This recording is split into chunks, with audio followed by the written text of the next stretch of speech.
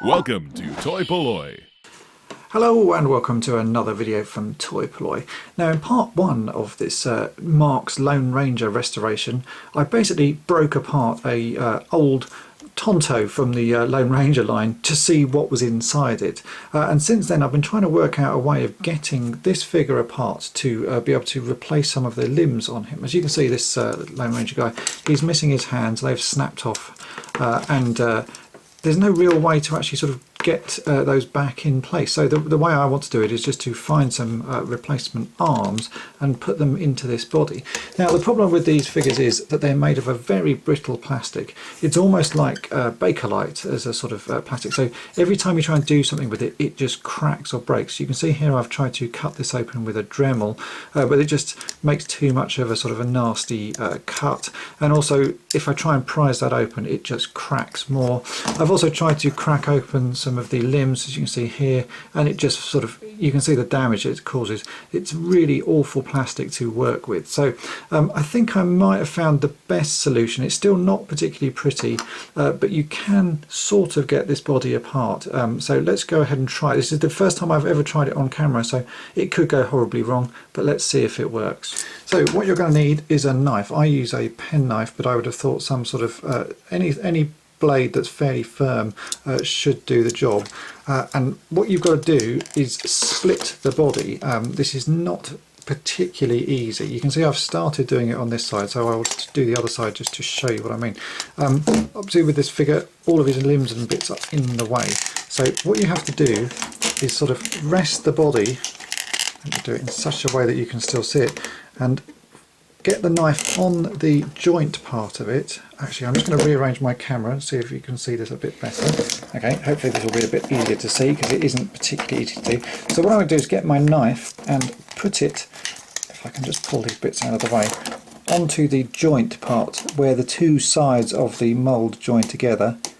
And then I'm going to gently, I say gently, fairly viciously, cut down. The plastic is, you know, you can actually cut it, especially where it's glued, but you have to be quite forceful. There you can see it's actually cutting now, if you can see there. And then once you've got the knife in, you can sort of gently wiggle it around. It's pretty hard going. The plastic really doesn't want to give, but you can see I've now got a bit of a cut here. So if I keep going with this, I put the blade back in and just keep wiggling it about. At some point, oh, there we go, you can hear it starts to crack apart. So now if you look at it, the plastic is starting to part along the seam. So now I can wiggle the blade along a little bit more and crack a bit more. Oh, there we go, and that's cracked open. So you can now see that the side of the figure is cracked open. So I'm going to go back and do the other side, which is the one I'd already started. And we'll just put the blade back in and gently go along and twist. Now I can twist it ever so slightly. There we go. And now it's actually come apart. Look at that.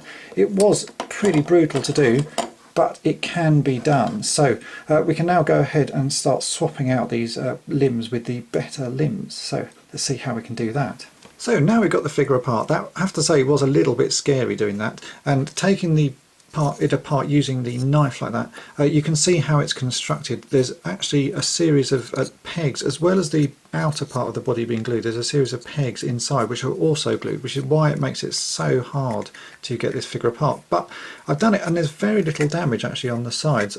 It has cracked pretty nicely along the seam, which is perfect, which means putting this back together, you shouldn't have too much sort of obvious on the outside edge once it's all glued. So in the meantime, from doing the last video, Ant Squires, who originally was the guy who asked me to do this restoration, has found some arms that he's sent me, and as you can see here, the hands aren't broken on these. So the plan is, these were the arms that were on that figure, no hands left. We're going to get rid of those and we're going to swap them out and put in these arms which do have the hands attached. So I think the easiest thing to do is put this back together, glue it back together, and then I'm going to clean up the body maybe even swap the head. I have another head that doesn't have so much paint rubs on it, but maybe I can even repair this paint. And then we can give the body a good clean. And I've also got a uniform that I need to clean, and we can see if we can get this figure back and looking pretty smart. So let's go ahead and we'll sort of sort out gluing this figure back together. The figure's construction is fairly simple. There's just a couple of main parts. The legs are held on with a bit of elastic which goes onto this metal sort of, I don't know what you call it, but it's a clamp with an O-ring type thing on it, and that needs to hook onto this middle peg onto the body. So you can just go ahead and hook that on like so. It's pretty easy, and that doesn't seem to want to pull out too badly, so that's, you can sort of just hold it in with a thumb. And then the next bits are the arms. Now these are a little bit more fiddly because you've got a washer either side of a spring, and the spring needs to be fairly taut in the hole like so. You've got to make sure that the washers catch either side of the little pegs on each side like so. This is where you start to need an extra pair of hands, but you can just about do it. And then you've got the head ball, which has to go, you can see there are actually sort of two notches. It's got to go in front of the spring, it seems to be. So this is quite tricky. I'm just going to try and hold everything in place like so. Then the ball rubs against the spring mechanism, and that's what sort of makes a little ticking noise as you turn the head. So holding everything together like that is quite hard, and then we've got to put that on. So I think the thing to do is probably put some glue on this before I even start doing this process. I'm going to be using super glue, which does give you sort of a little bit of sort of about a minute's leeway before it starts to go off, and that hopefully will be enough time for me to do this. And then it's just a case of holding everything in place and making sure all the bits are on and not going to spring out, and getting the body together before it goes off. So yeah, a little bit fiddly, but I think it can be done. So let's go ahead and do that. So I've managed to leave the body in such a way that it's all sort of roughly right in the right place, so we can put the glue onto this. Now I'm going to glue it pretty much everywhere that it should have been glued. So everywhere I've broken one of these pegs, I'm going to put a bit of super glue like so. And also on the unbroken pegs, just drop a little bit into those. Hopefully this should be enough to hold everything together. I don't really want to put too much glue around the edge because obviously it's going to seep out a bit. I will put some round, but I don't want to put too much in case it sort of seeps out. But a little bit's not going to be too troublesome. I think that's probably enough. Right, now for the trick of getting the head in place and then putting this torso back together, and also not gluing myself to the toy. So let's see if we can do that.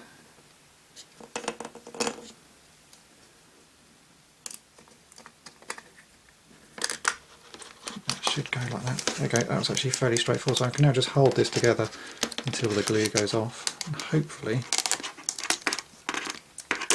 everything's going to stay stuck.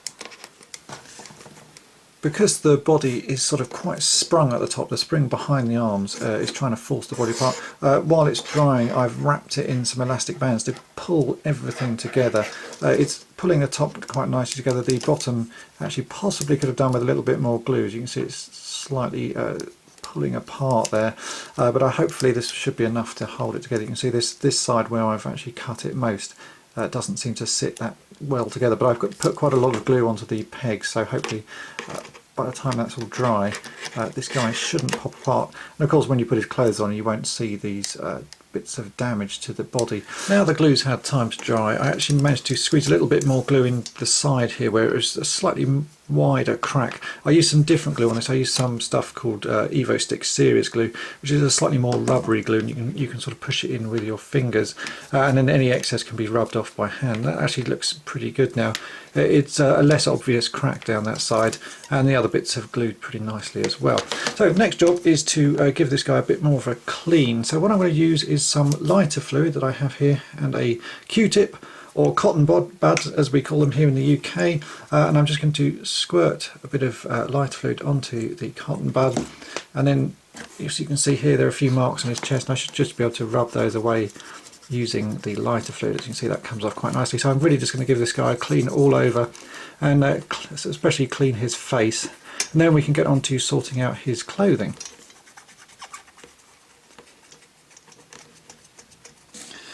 Now that the body's all clean, it's time to take a look at the clothing and accessories.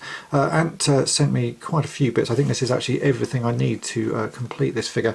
The trousers are pretty dirty and faded. There's not a lot I can do about the fading, but the dirt, I think if we wash this just in some hot soapy water, or even just use some hand washing liquid and give these a good wash, they should come up a lot cleaner. They're quite brown and dirty in places. Likewise, the top again is pretty faded, but a good wash will probably bring that up a sort of another level. It's also got a few some of the sewing has sort of come undone. It's also missing some pop. Oh no, the poppers are there. It just I think some of the sewing needs a little bit of repair, so I might ask Mrs. Toy-polloi to take a look at that. On the trousers especially, someone has already actually repaired in the leg there. It's obviously ripped, but that's quite a bad repair, so I reckon between myself and Mrs. Toy-polloi we can fix that a little bit better. And then the rest of the items just need a good clean really. The boots actually appear to have some sort of mould on them. You can see it here, there's some sort of speckles on. I reckon though, just again a wash in some hot soapy water should remove that, and anything that's left I can use lighter fluid again. As you can see, that boot also has some mould on it. Everything else just needs a good clean. You know, the hat's not too bad, bit grimy, but clean in hot soapy water, that should sort it. So let's get these all cleaned, and then we can start repairing the fabric goods.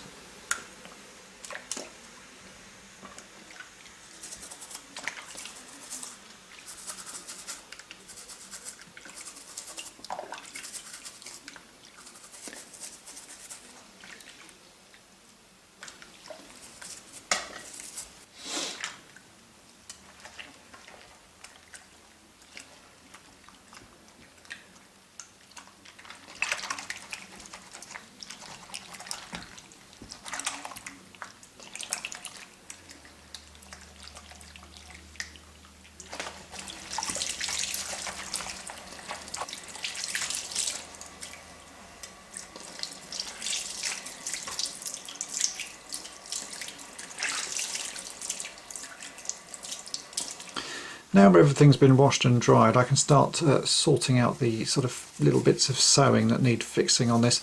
The trousers, as I showed you before, had some repairs done there just between the legs. So I'm going to carefully cut that repair and take it out and see if I can do it better. There's also a few frayed ends which I will cut off. Likewise on the shirt, it's not too bad. There's a few frayed ends here and there, and it is missing one of the little poppers on the arm there, which I'm going to ask Mrs. Toy-polloi to fix because she's much better at sewing those on, and the other one on the other side is bent, so again that needs replacing, and I think that should sort of pretty much do it, and then we can go about putting the Lone Ranger back together. So let's get these little bits done. So I'm just going to use a small pair of scissors and carefully go around and trim off all of the extra bits of cotton and re-sew the bits that need re-sewing.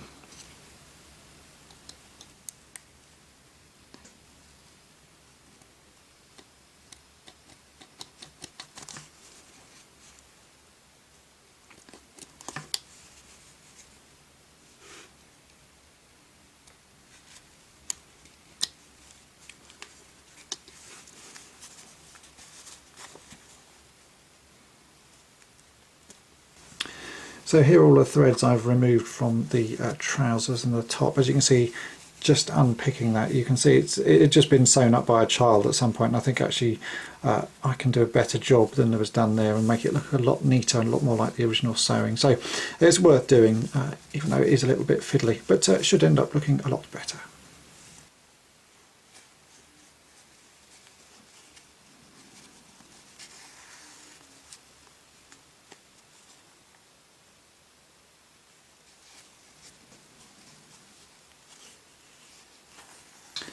And so that's the trousers done. As you can see, sewing it from the inside makes for a much neater finish. So the child that had done this has obviously done it the best way they could at the time, but this looks a lot neater. For the missing little press studs, you can pick these up at any sort of haberdashery shop for sort of a couple of pounds, and you get loads of them on a card. So I'm just going to use one of these, I think, if I can just get it off, like so, because I'm missing one side of one. These are sort of a standard size thing. If I just get the right one, you can see it fits on quite nicely. So I just need to replace the one on this side, and then there's a bent one on this side which I will also replace. So let's go ahead and get those sewn on.